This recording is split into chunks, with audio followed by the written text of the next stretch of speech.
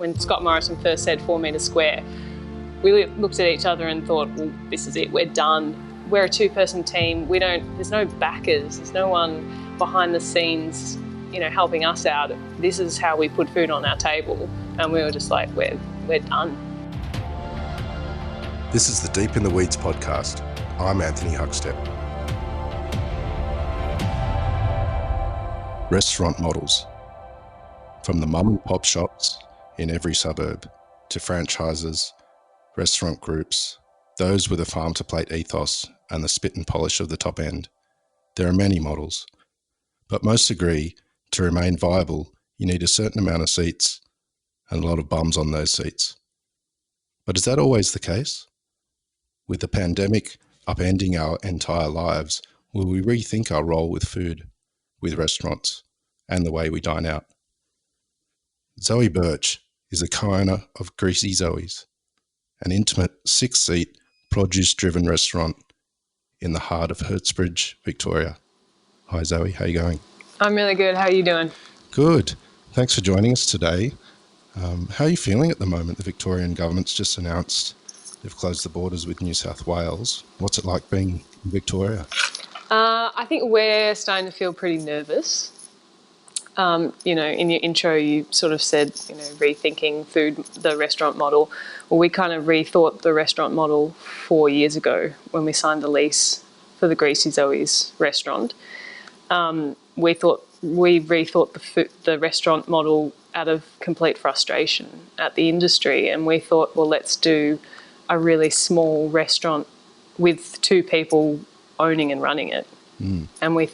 And we did really well, and we thought we were safe. We came up with this great model, and COVID's totally turned us on our heads. Being small is not great because our space is tiny. So yeah, we were 12 seats and we've gone down to 6. So we're doing less than half of what we were doing a week. So we're very nervous, and we're in a small town called Hertsbridge, which is still part of Melbourne, but it's about 45 minutes from the CBD. And a lot of our clientele come from inner city Melbourne. So as we're watching those postcodes get shut down, we're becoming increasingly more and more nervous because we've literally just reopened as a restaurant. Last week was the first reopening, and yeah, we're a bit scared. Well, a lot of restaurants had to change their model because of the pandemic, and they were forced into it. But you made a change 4 years ago. Can you tell us about some of the frustrations that you had and why you came up with this restaurant model? Look, I think at the beginning of the year, and we don't really need to go into it, but the hospitality industry was in a bad way for so many reasons.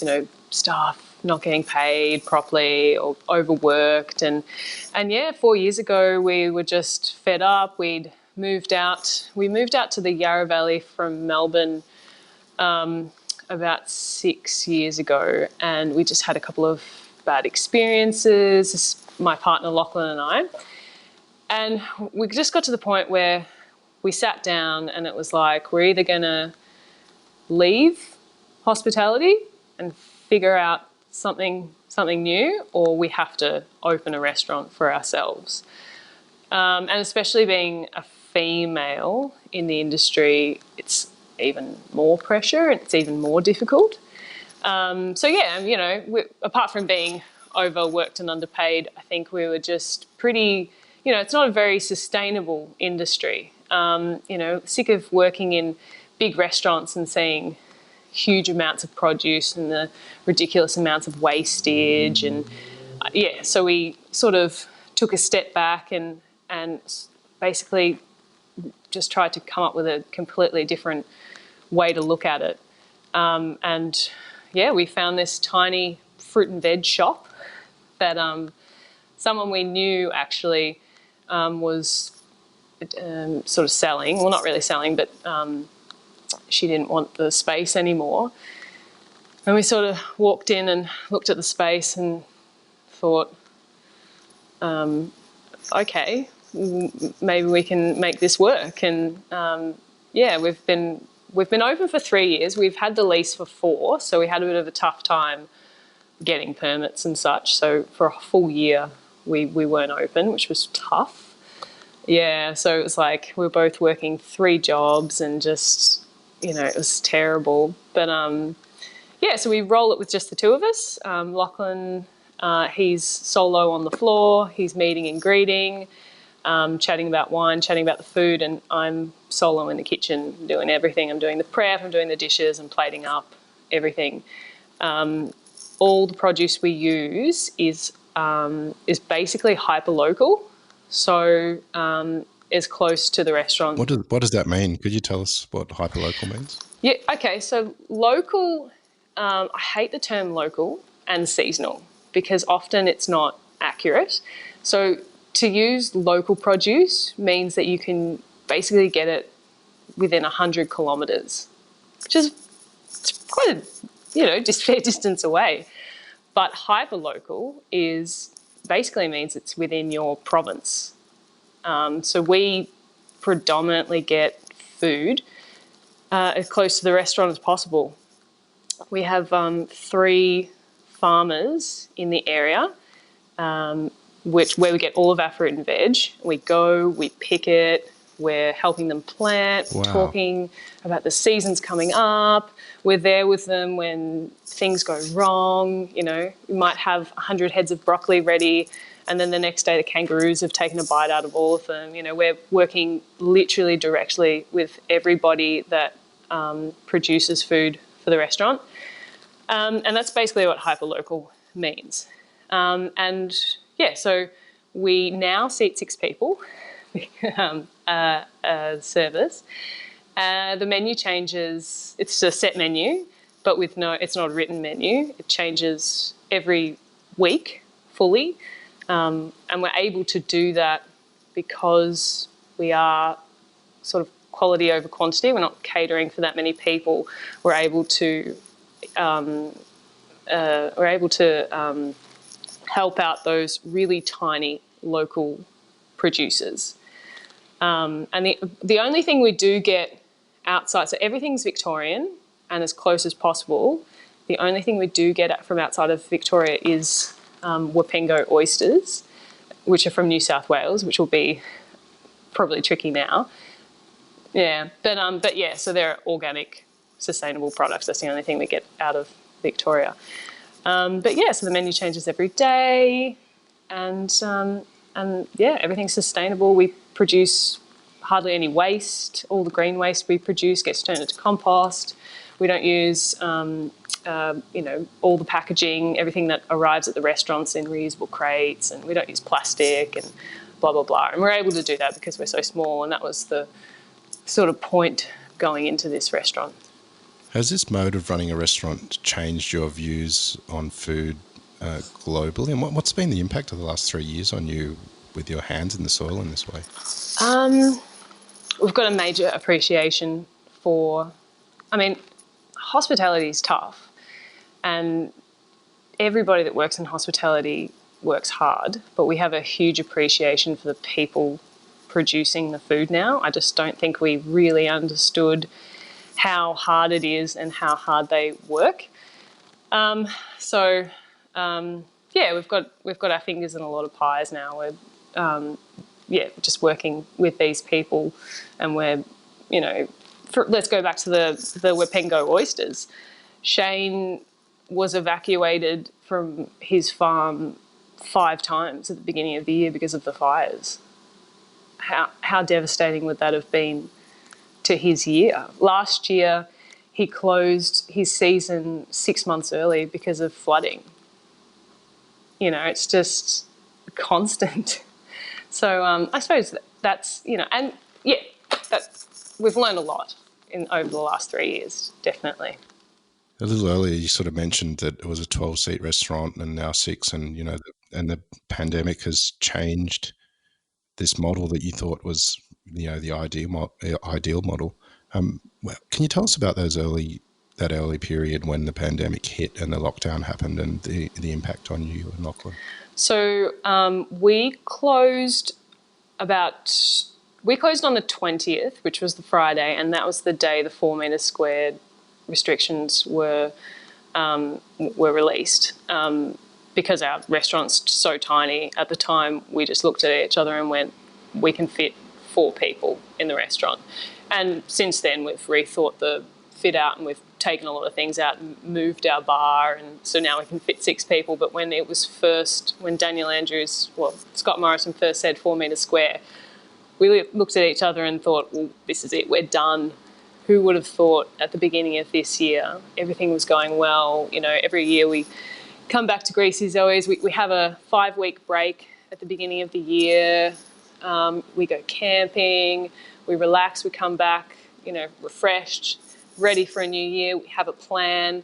And it was just like, who would have thought this happened? And when it happened, we both looked at each other and went, well, we're fucked. Like, we're a 2-person team. There's no backers. There's no one behind the scenes, you know, helping us out. This is how we put food on our table. And we were just like, we're done. What are we going to do? We've literally got a restaurant that's not worth anything now. It was pretty scary. So I think we had to close on the Friday. So we had to immediately cancel all the bookings. And I think the Saturday we literally just got shit-faced and just kind of tried to forget about it for a bit, obviously, as you do. And then we woke up on the Sunday and with a sore head and a sore heart and thought, oh, come on, we're not going to lose the restaurant. We can figure this out. And, you know, so many good things about being a tiny independent team. There's only 2 people to make decisions. So we were pretty quick to do some brainstorming and try and figure out what on earth we were going to do. We went into fight or flight mode immediately, and decided that it's fine. We can do takeaway and it'll be okay. You know, got on the email immediately, trying to get rent reductions and try and figure out, you know, all the things that could help us. And look, we've been pretty lucky. We've got a nice, being still part of Melbourne, but 45 minutes from the CBD. It's a little bit more relaxed out here. It's not as scary as if we were right in the middle of it. So we've got a lot of local support. The local community helped us out a lot. But, you know, we went from feeding 60 people a week to catering to over 200 people with just the 2 of us. And baking sourdough on top of that. We were baking 200 loaves of sourdough a week in an oven that fits 9 loaves of bread. So we were working flat chat. The amount of people that said to me, oh, what are you going to do with all your spare time? And I thought, we're working harder than we've ever worked in our lives. What are you talking about? Yeah, it's been very interesting. And, you know, on top of that, at the beginning of the year, as I said before, we take about 5 weeks off and we go camping. It's a bit of an annual thing. We go with a big group of friends. We go out to the Crojingong National Park in East Gippsland, and we were there during the fires. So we got evacuated and our campground is burnt, and we lost 10 years worth of camping gear, and a heap of our friends were stranded in Mallacoota. It's been a really intense year. Yeah. How has this experience affected you in the last couple of months? Oh, I don't know. I mean, on one degree, we're blown away with what we've achieved. Neither of us have, we've had to learn a lot, and I think we're really proud of ourselves. We've just jumped into it and done what we've needed to do and accomplished a huge amount. And even figuring out that we could open for 6 people, and we've just completely we've had to change the restaurant. We've had to increase the price, which is something we didn't want to do, but we've had to do, and we've changed a little bit what we're doing, and we're just blown away with what you can achieve if you have to, like if you're pushed. But then on the other end, like, it's been incredibly stressful, and we're tired. You know, we're exhausted, and it's just one of those sort of terrible, frustrating moments where you look at each other and you're like, I love what I do, but I don't know how much longer I can deal with this crazy roller coaster ride, as, you know, lame as that expression is, but it's true. It's been a roller coaster, out of control. So we're pretty stressed out at the same time. How many more times is it going to change? Are we going to have to close again? Are we going to have to go back to takeaway mode? I mean, yeah, I don't know. Yeah, it's been a rough ride. A little earlier, you said that you opened for the first time last week again as a six-seat restaurant. What was last week like, and how did you prepare for that reopening? So we were closed so we did the takeaway up until 2 weeks ago. We closed. We had to pull our bar out and squeeze it into a corner so we could fit another 2 people.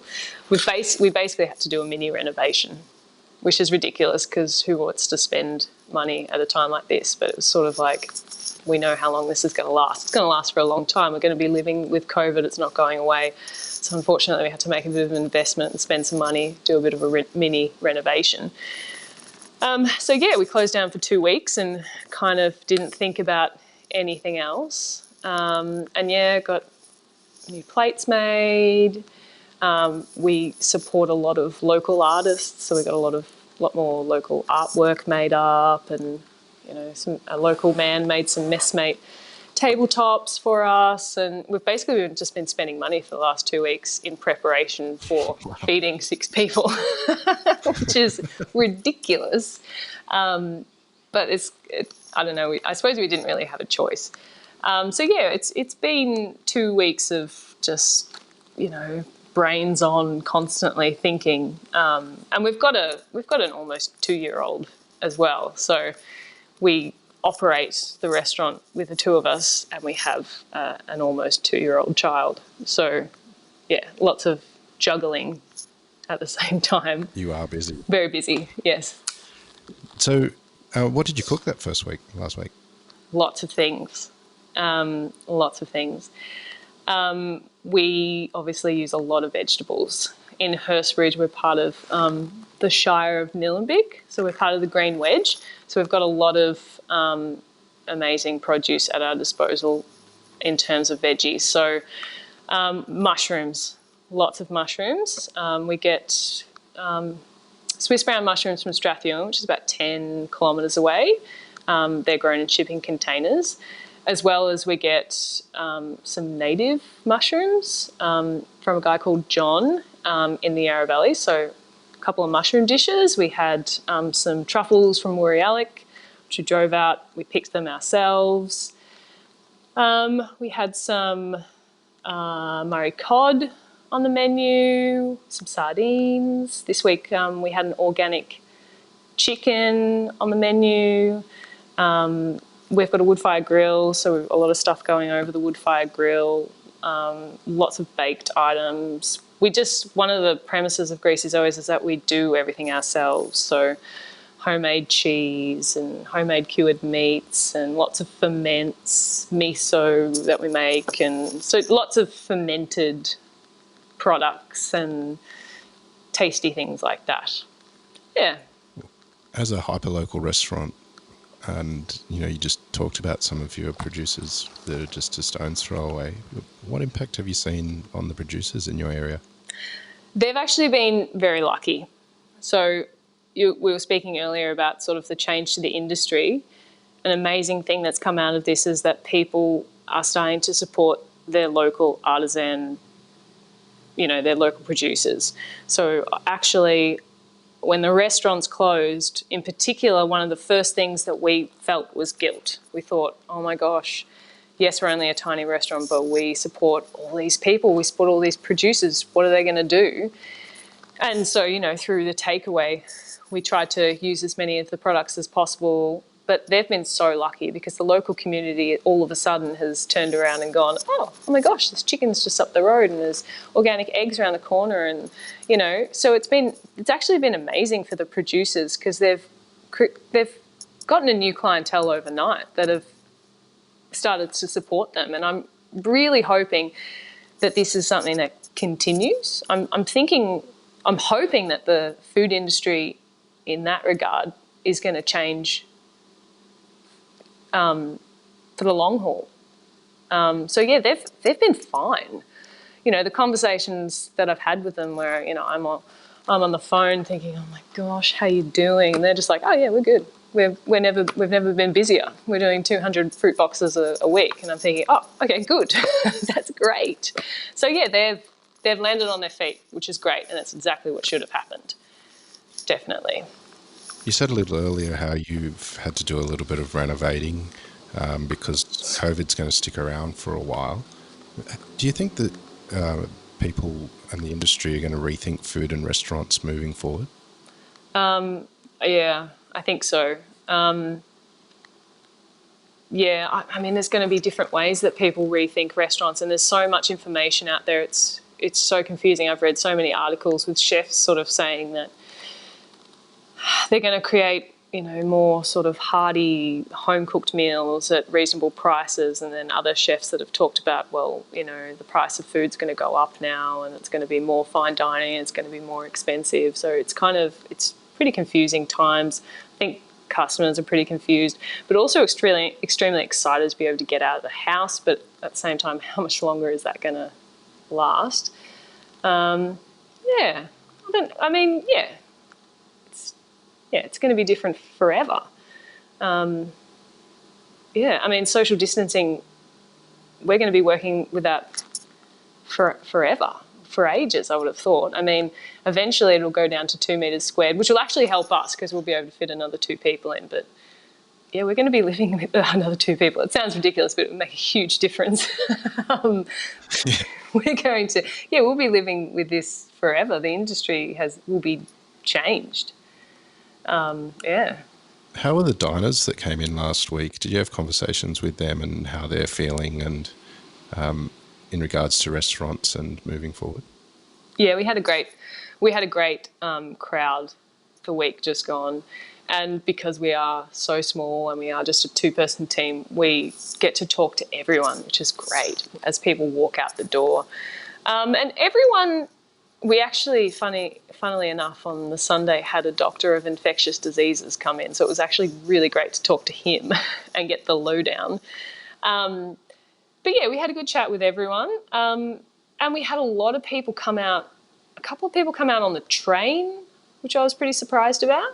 And we had a lot of people come out in an Uber, which I was pretty surprised about. We weren't really sure what the reaction was going to be. We thought a lot of people would be driving, but we had a lot of people come out on public transportation, which, yeah, I don't know. There's a couple of different classes of people. There's people that don't believe that this is happening. There's people that are really scared and paranoid, and there are people that are just kind of in the middle that understand but aren't going overboard with it. I think we had a lot of those people in. No one seemed particularly nervous. Everyone's very aware of what's happening, and as postcodes get shut down, but yeah, I don't know. Everyone was pretty calm, cool, and collected, which was surprising. We were a bit on edge. We were really nervous. We were really nervous about reopening. We had no idea what people were going to be like. You know, our menu starts with, because it's a small space, obviously there's heaps of room for only 6 people, but you know, our menu starts with heaps of finger food at the beginning, and it was like, wow, how are people going to deal with this? Are they going to be comfortable using their hands? And how is this going to change? But yeah, no, we had a really cool crew, but I mean, that's probably going to change as the weeks go by. I mean, who knows? I don't think anyone can predict what's going to happen, but luckily enough, the first week everyone was great. Yeah. What have been the unexpected surprises of the pandemic for you? I mean, I think we've been pretty surprised just with how supportive the local community has been to all of its businesses. You know, we were so worried when we had to open for takeaway because it was something we'd never done, and we didn't know how much to charge, and we didn't know if anyone would want it. And, you know, we basically sold out every week we did it. But the amount of people in this tiny little community that would literally just walk door to door to every business and just buy something just to make sure that they stuck around. I've been pretty blown away with how generous I think people are.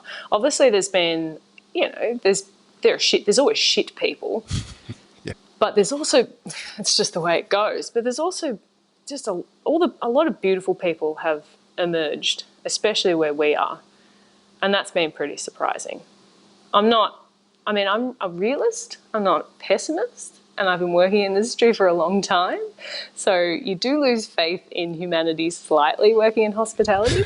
But yeah, we've had so many people come out and support us. It's been incredible. I remember when I put the post up on the Saturday saying, sorry guys, we're closing. We don't know if we're going to reopen. We don't know what's happening.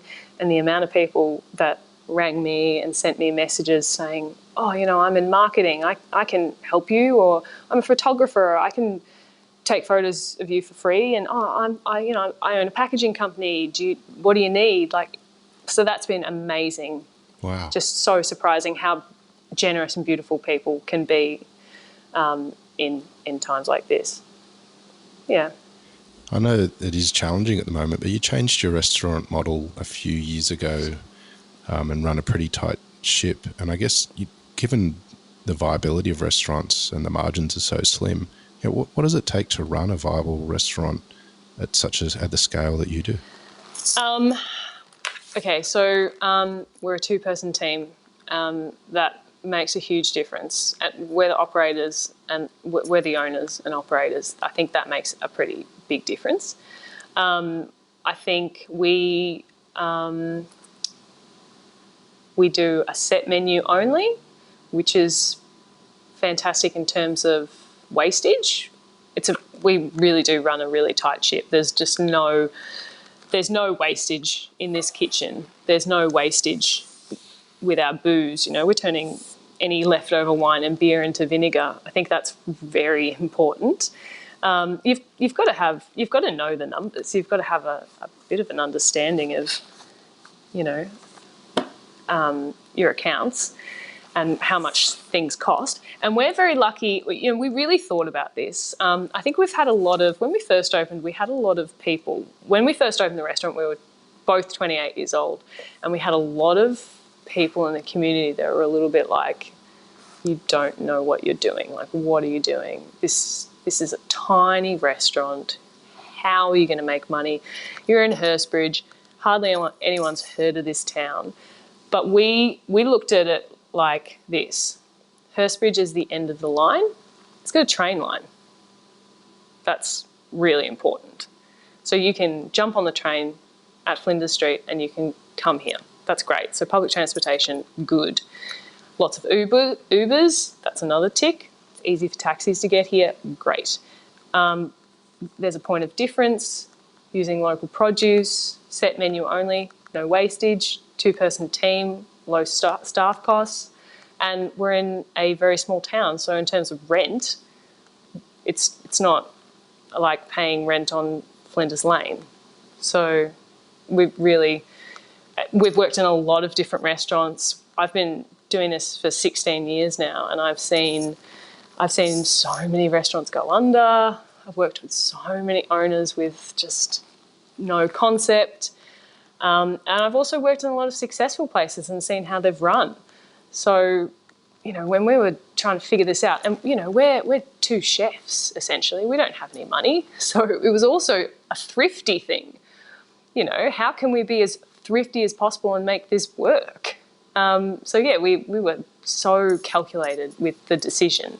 And, a lot of people thought we were crazy. Even our family was extremely worried when we told them the concept. And also that we were calling it Greasy Zoe's, which for a fine dining restaurant, I don't know if the word greasy is the best decision. So people were very nervous. So possibly we've proven them wrong, and maybe we kind of know what we're doing, have a little bit of an idea. So I think a lot goes into having a successful hospitality venue. After the initial sort of impact of the lockdown and concerns that maybe it was the end for your restaurant, and going through that period and opening up again, what's some of the positives to come out of that, and what are you hopeful for in the future with the restaurant? Well, we're actually loving being a 6-seater. that's a positive. I think we'd always dreamt, because the venue is so small, we'd always kind of dreamt about it, doing less and less people. It's definitely not less work. It's a lot more work. But, a major thing for us with Greasy Zoe is we opened it not just out of frustration for the industry, but also we wanted a bit of work-life balance. Like I said, we had a child almost 2 years ago. So we really wanted Greasy Zoe's to be, we operate Friday, Saturday, Sunday, and we do a prep day and a farm day on Thursday. So we do 4 full days, but we're closed 3 days. So we have time to, be human. And I think being a 6-seater restaurant is an amazing thing to come out of this for us. I don't think we ever thought we would be able to do this. I don't think we would have ever dreamt that it would work. But, we're making it work, and we're only 1 week down. Who knows? In 2 months, it might prove to just be not work and whatever. But I think we're pretty excited for the future. I mean, obviously it's going to get harder before it gets easier in terms of COVID, and there'll be more challenges and all that. And, we'll get cancellations and, it's going to go up and down. But at the moment, we're on a high. The adrenaline is fantastic. The last week was just incredible. Being in the kitchen on my own, you are restricted in terms of service. There's only so much you can do if you're catering to 12 people at a time. But now with 6 people, there's room to play a little bit more, which is really fun. And for Lachlan as well, he's got a much harder job than me. He's doing everything. He's meeting and greeting, he's talking wine, he's putting the food down, he's talking about the food, all the cutlery changes and the crockery changes out of control. So he's got a little bit more room and time to, do other incredible things. So I think, the transformation we're excited about. I think it was already, not to have a big head, but it was already a special restaurant. I don't think there's any other restaurant like what we have. It's awesome. It's this cool brick building.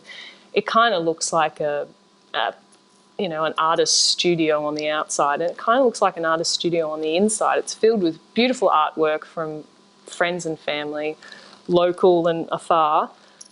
It's, recycled wood everywhere. It's incredible handmade pottery and cutlery, and it's one person in the kitchen who happens to be a female, which I think is pretty special, creating a meal just for you, and the people on the table next to you might get a completely different meal. Like, it's pretty cool. And now it's only 6 people. Like, what a special experience. So, yeah, I think we're pretty excited. If we can make it work, I think we're really excited about the future. Well, I really do hope you make it work, and I've got no doubt you will. Me too. And because I want to come. Like, it sounds amazing. It's pretty cool. Zoe, thank you so much for catching up with us. I know you've got a big week ahead again with the restaurant open again, and hopefully we can catch up down the track and see how you going with COVID and the restaurant, but hopefully it's all smooth sailing as we move forward. Absolutely. Thank you very much, and you stay safe yourself. Thanks, Zoe. We'll talk soon. This is the Deep in the Weeds podcast. I'm Anthony Huckstep. Stay tuned as we share the stories of Australia's hospo community, suppliers and producers in search of hope during this pandemic. Special thanks to executive producer Rob Locke for making this all happen. Follow us on Instagram at Deep in the Weeds Podcast, or email us at podcast@deepintheweeds.com.au. Stay safe and be well.